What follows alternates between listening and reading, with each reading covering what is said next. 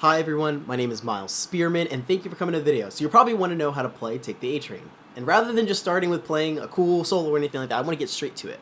So here are the licks I hope that you learn by the end of this video.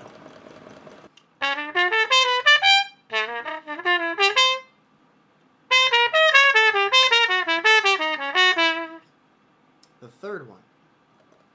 The fourth one.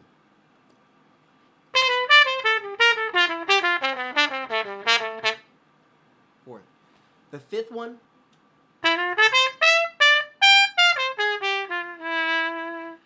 Okay, so if that seems interesting to you, well, first consider liking and subscribing, and if you don't end up liking the video, change it to a dislike and let me know down in the comments what you didn't like about it. So let's get into it. So the first thing I'm going to talk about is the chords.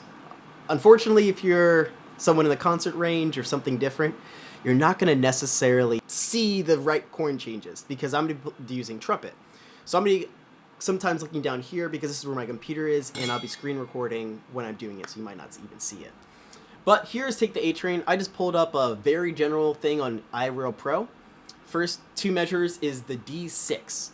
And so this is really bluesy. You're going to be thinking of this scale when you're thinking of D6.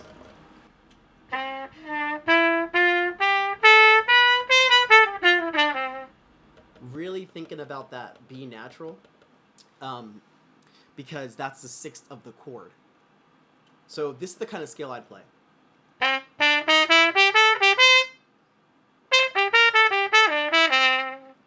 Okay, so let's hear it over that chord. Ready?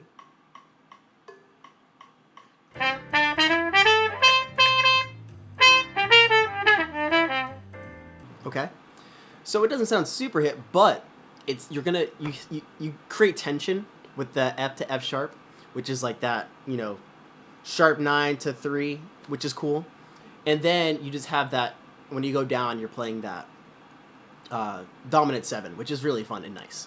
So that's what I play over D6. And if how I would practice it, because I think that's a big thing that a lot of creators aren't talking about, is how would you practice this?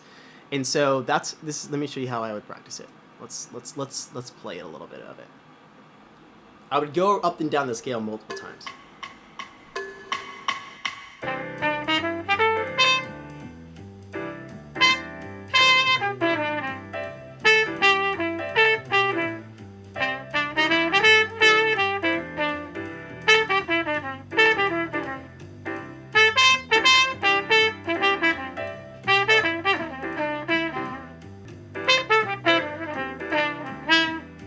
Okay, so again, it doesn't sound super hip, but the main idea is that we're making sure that we have, our B natural in there. It's going to make more sense as we connect the lines, but that's what I do for D6. I've used that scale. The second part is this E7 sharp 11. Now, if you're watching this video, you probably see on my short, and I'll probably link it up on the top right, where I was talking about this really cool lick.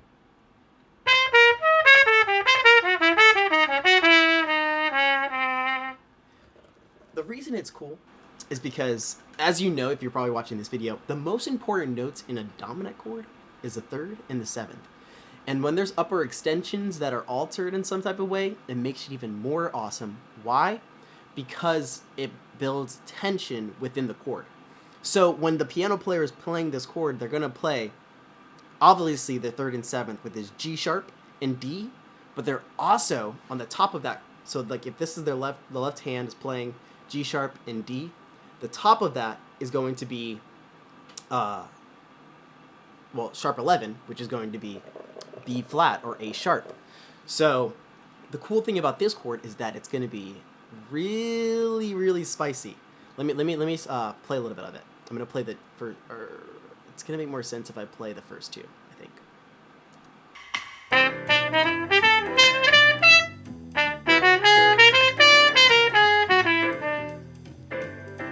It would sound better if I landed actually on the E on the E7, but that's why I didn't. But let me play through the E7. Let me try again.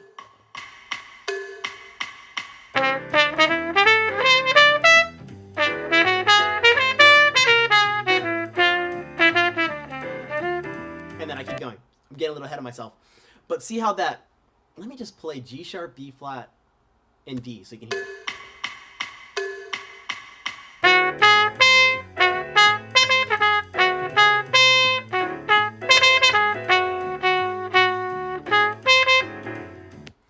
It sounds right, but it sounds a little like on edge, like you want it to resolve. So that's what's cool about it.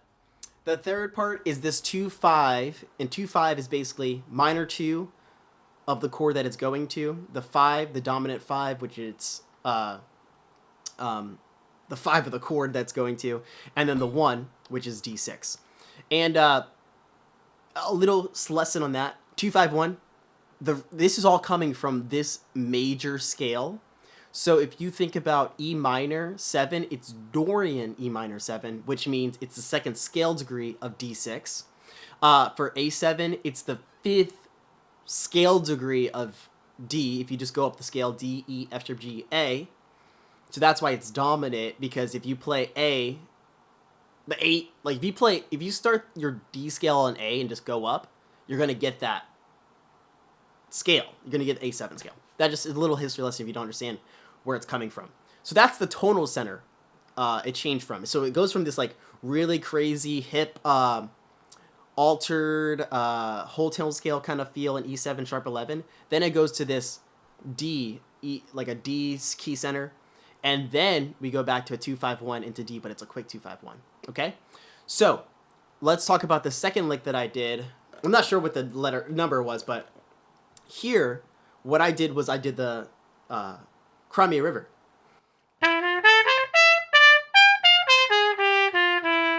The cool thing about this, it works so well over this. It just sounds really nice. What am I doing? I am going to, like, my target notes are the 3rd of this E minor, which is G. I'm going up the chord. And then I go down a note. And then I go to the A. So I go up to the A. That's an A on the A7. Then I go down to the 7th, G, D, which is the 4th of the chord of the A7. And then I do a B flat, which is the flat 9, which makes it hip. That's the thing that makes the entire thing work. Playing that over A7 makes it really spicy. And then A, G. And then bam, you have it. So that is what I do over that A7, and then I go to the F sharp to the D6 so it lands right. Right? So that is my key center. Now I'm going to play everything that I talked about up to this point, and then we're going to talk about that quick 2-5-1.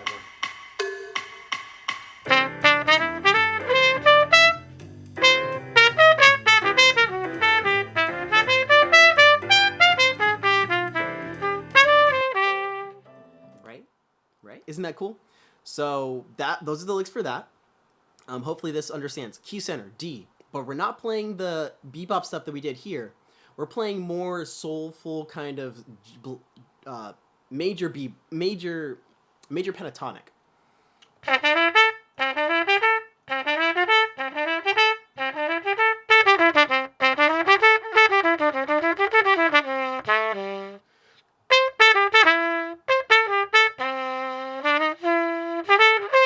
Okay, so major pentatonic. Over here, we're playing a whole tone scale.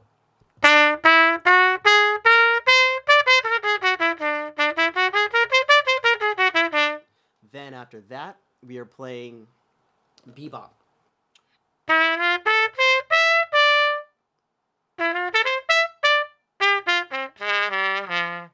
Okay, so that's why it's important to know your structures, going up the 3rd, down the 5th, all those types of things. So now we hit this quick 2-5-1. We can do something as easy as this. And this is something I did in a previous video that I can link in my description, but it was this. I always like to do this over minor, like a quick 2-5, because it just sounds good and it leads you right where you want to go if you're doing a major.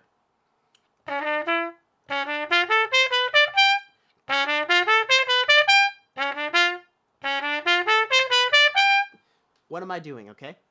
I'm doing a chromatic lower neighbor into the E, so E flat E, going up the chord, E, G, B, D, which is the 9th. Then I go down, I land to the 3rd of the A7. Then I go up that. C sharp, E, A, which is the 1, down to the 7th, and then land on the 3rd. So it sounds like this. Then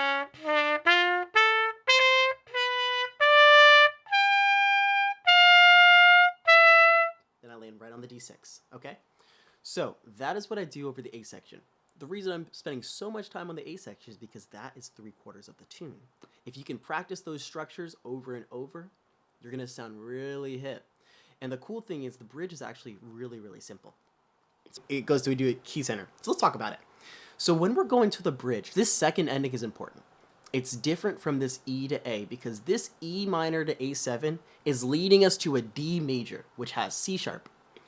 This A minor to D7 leads us to a G major, which has a C natural. That is probably the biggest difference that you're going to hear, because if you play a C sharp there, it's going to sound very, very wrong, because the A minor D7 to G is really leaning to that B, D, G center. Okay, so when I play the second ending, I'm thinking, okay, I'm leaning myself into G. So right here, what I would do, I play that same thing.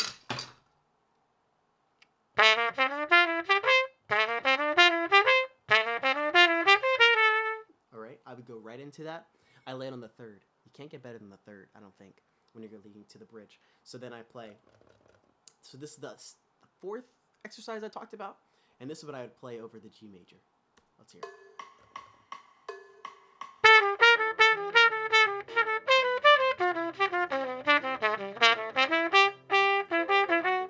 Oh, sorry. I was going to the E7. But that's what I play. So let me play it really slow.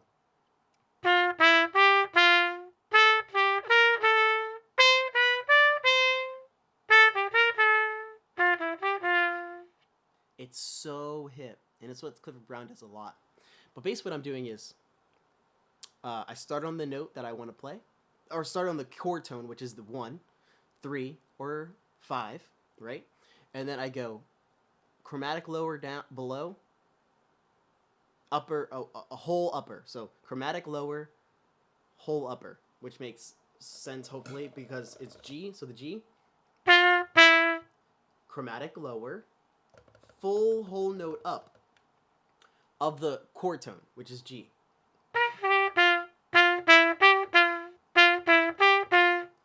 G, F sharp, A, G. If G's right here, F sharp's right here, A is a little like a higher. It's a full step, half step. Hopefully that makes sense. I do the same thing for the 3rd. But this for the 3rd, I do whole step lower, half step up above, because 3rd when you're dealing with 3rds, I can go into a big detail, but the reason you go into 3rds because when you're if you're playing a scale, the 4th note of that major scale is only a half step up, so you have to play that. You have to play a full step down if you're going to make an enclosure. And these are basically just enclosures over the 1, 3, 5. Hopefully that makes sense. Then for the 5th, it's the same as the 1, like enclosing the 1. You're going to have a lower chord tone neighbor and then a whole step up tone neighbor. Okay? So, after you finish kind of working out the for the G major, for the E7, I would personally go for quoting melody or playing something melodic that mimics what you did on the first part of the G major, but just adding a G sharp.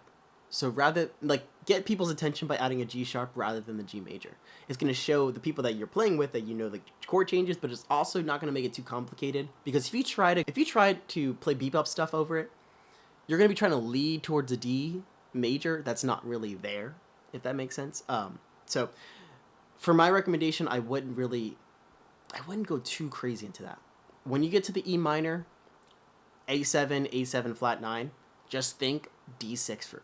If you're trying to think personally, very easily, I would think D6 because it's going to sound a lot hipper. Let me try this. I'm going to go here.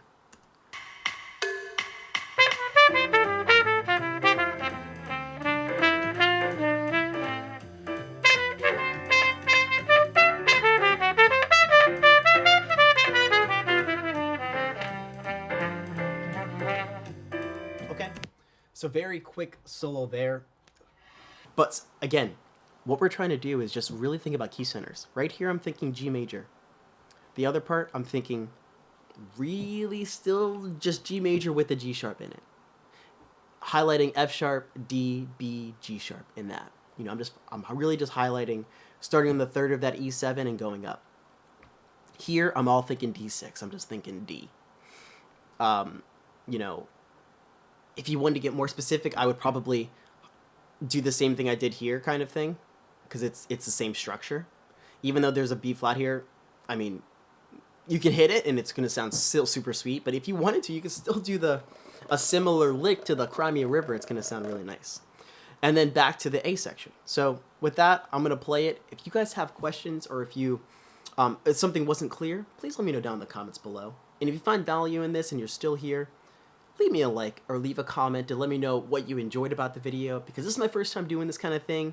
And you know, I'm not a professional yet in teaching, but I want to be able to share this love and jazz language. And so I appreciate every one of you. I'm going to play a little bit of it, and let's just play a little bit of the melody and we'll go out.